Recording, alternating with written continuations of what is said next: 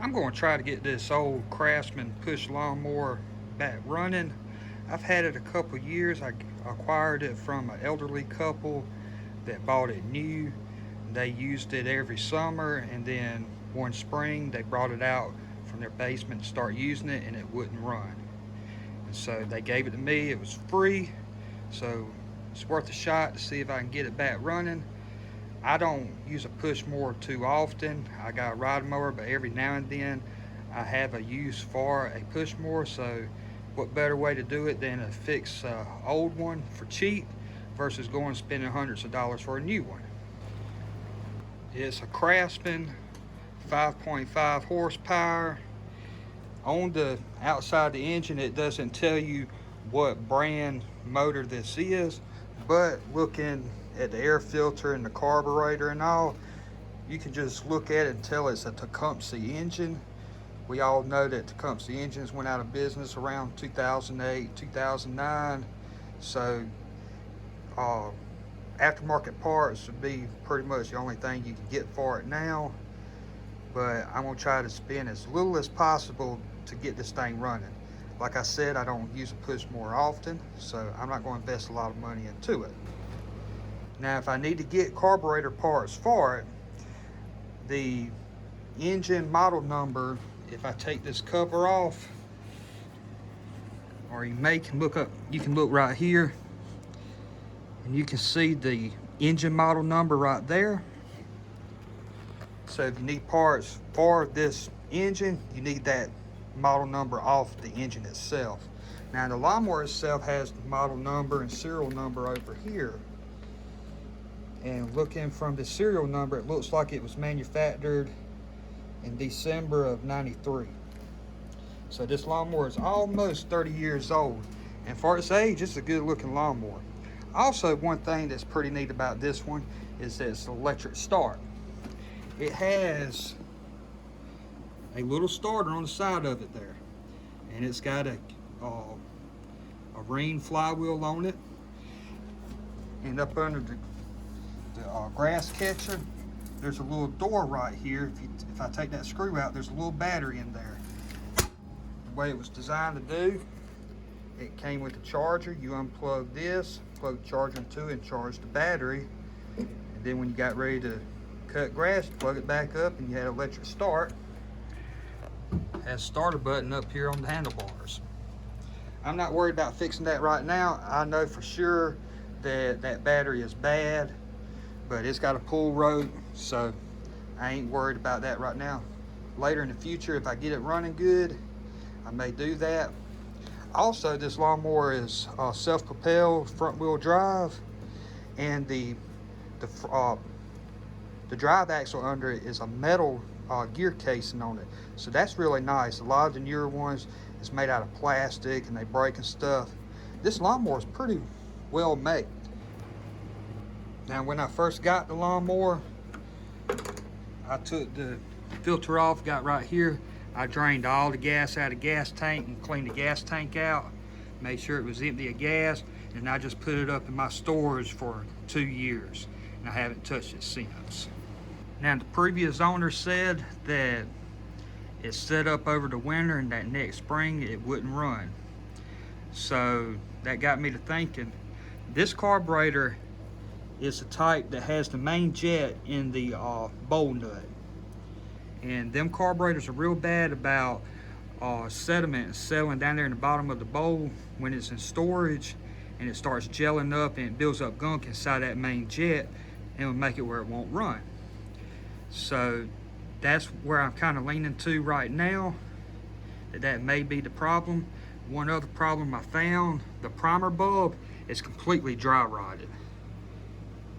So that primer bulb is no good. So I've already went online and bought a new primer bulb. It comes with the new retention clip. So I'm going to be installing that too. My first try is going to be installing a new primer bulb, and I'm just, instead of taking the carburetor off, I'm just going to take the bowl nut off, drop the bowl off, clean all that real good, and give that a try. I've had a lot of success in the past with Briggs & Stratton motors with the jet and the bowl nut of just dropping the bowl, cleaning that nut out, and then the engine run fine. So I'm gonna try that first. If that doesn't work, then I'll have to pull the carburetor off and do a full clean, and then there may be some parts inside the carburetor I have to replace at that point. But just starting out, I'm gonna just clean the main jet, primer bulb, and give that a try. Off camera, I have tried removing the air filter, spraying some carburetor cleaner directly into the carburetor and pulling it over, and it would fire off and run a few seconds that way. So that little test right there lets me know that it's a fuel delivery problem, that the engine has spark, and the engine at least has enough compression to run. So I'm not going to bother doing a compression test on it because I've heard it run. Like I said, it's just going to be something I use every once in a blue moon. If the compression ain't perfect on it, as long as it runs, it doesn't really matter. Alright, I'm going to remove the air filter first. Set that to the side. I'm just going to rip this old primer bulb out. You see how dry rotted it was. There's a little metal retaining clip in here that I need to remove. I'm just going to take this little pick and work this retaining clip out.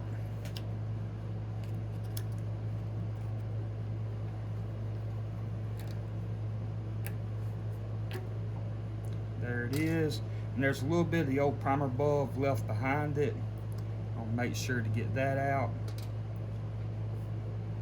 Now I notice if you look at this retaining clip, the little locking fins on it are pointed in one direction, and the way they're pointing faced out when I took it off. So I'm gonna make sure to put the new one in the same exact way.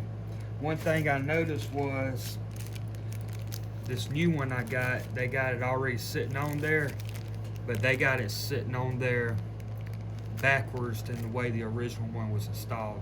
So I'll turn that around before I go to install it. I'm gonna take a little bit of carburetor cleaner and just clean up around where that primer bulb seats down in there. I just want to make sure that's good and clean.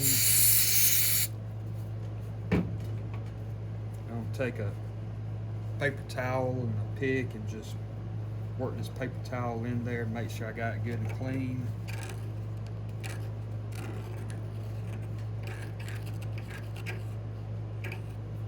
And the pick's going through it, so I'm going to try a flathead screwdriver and see if that works a little better. I just found some gunk inside this middle hole right here when I sprayed it for carburetor cleaner, so I'm going to try to make sure to get that good and cleaned out too. And I'm going to take a little bit of compressed air and blow this out good. Next, I'm going to drop this float bowl off the carburetor. On mine, it's a 7/16 nut.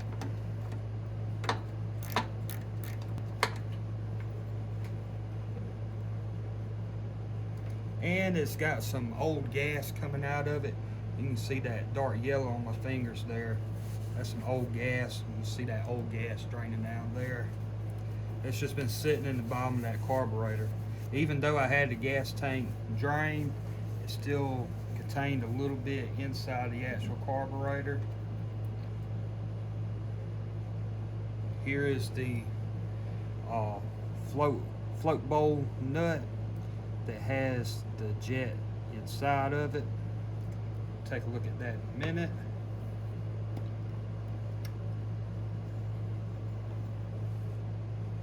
And this float bowl does have a lot of nasty stuff in it. Looks like it's got a lot of mixture of oil and water in it.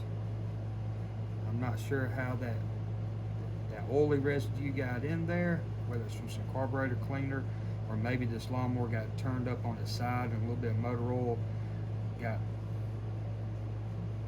poured out. But you can see all that milky stuff in there. That's from where it had water in the fuel.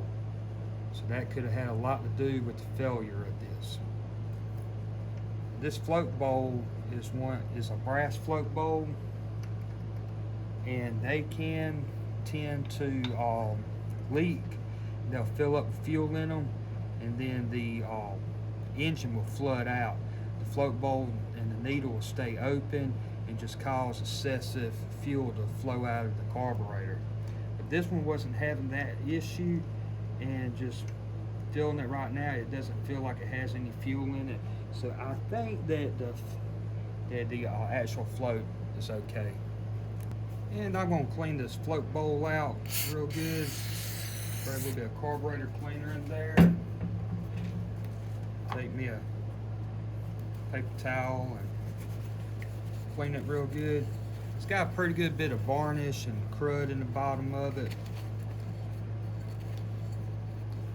And the problem is, when you have sediment that settles down inside the bottom of the float bowl, that's when this main jet and this bowl nut will get stopped up. It pulls fuel in through this little banjo fitting right there, and fuel comes up through the main jet. This thing will get clogged up, so I'm hoping this is all that's wrong with it. I hope. Alright, I have the inside of the float bowl cleaned up. It has a little bit of discoloration, but that won't hurt nothing. It's nice and clean now. Alright, now I'm going to turn my attention to the bowl nut. I'm going to clean it up good with some carburetor cleaner. Spray it out. And then what I'm going to do, I got a set of these torch tip cleaners. These things work really good for cleaning out jets and stuff and carburetors. Highly suggest to buy a set. They're pretty cheap. I'm going to run it through that main jet, make sure it's good and clean.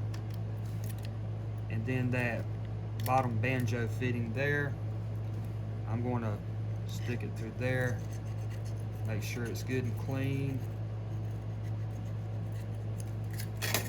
Then I'm going to hit it a little bit more with some carburetor cleaner.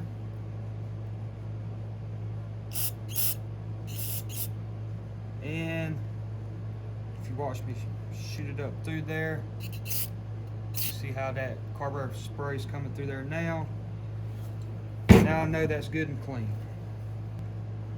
I did just find another small little passage on this bowl nut right there, so I'm going to make sure I clean that out real good also. And now when I spray carburetor cleaner in there now, you can see the cleaner spraying through that little orifice right there now. So now that's good and clean. The needle and float moves freely, so I don't think there's any problem with that at the moment. When I bring it up till it stops without applying pressure to it, it sits level. So I think that's all right. So now I'm going to put the float bowl and the nut back in place. Looking at this, when it came off, this flat side of it is set towards the needle side of it, where this dip in here is kind of like where the float could come down to. So I'm going to make sure to orientate it back in that same direction. And I'm going to install the bowl nut jet assembly.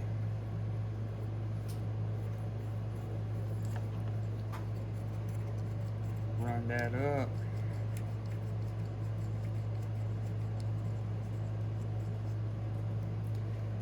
And then tighten it on up with the wrench.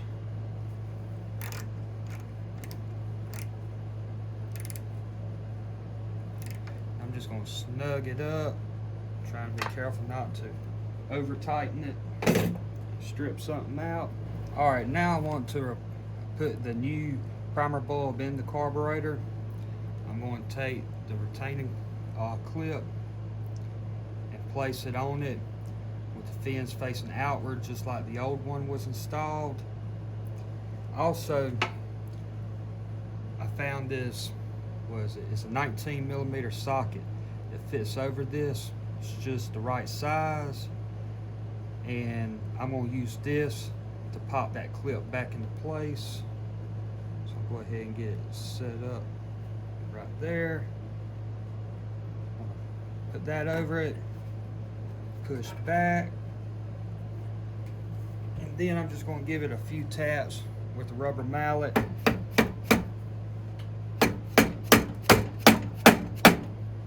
seat it in there. Alright, I now have the primer bulb seated down in there. It's in there tight, it ain't coming out, so that should be good.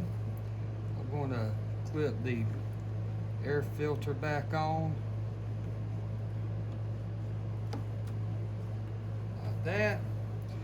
Now what I'm going to try to do is put a little bit of fuel in it and give it a go and see if it starts up. If it runs, that'll be great, and that's what I'm hoping for. If not, we'll bring it back in here and take the carburetor itself off and do a complete cleaning on it. If we find anything inside the carburetor that needs to be replaced, we'll do it at that time.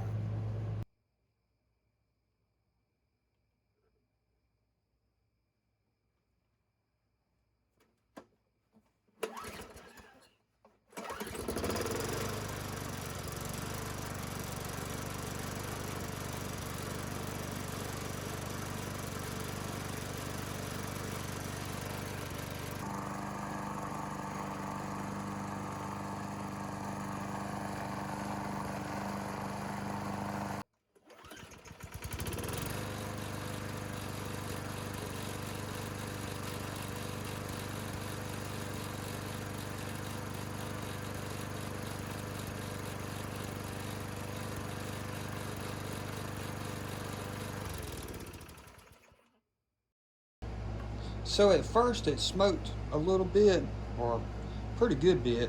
It smoked for a minute or so, but then it cleared up and wasn't smoking anymore. It seems like it runs pretty good.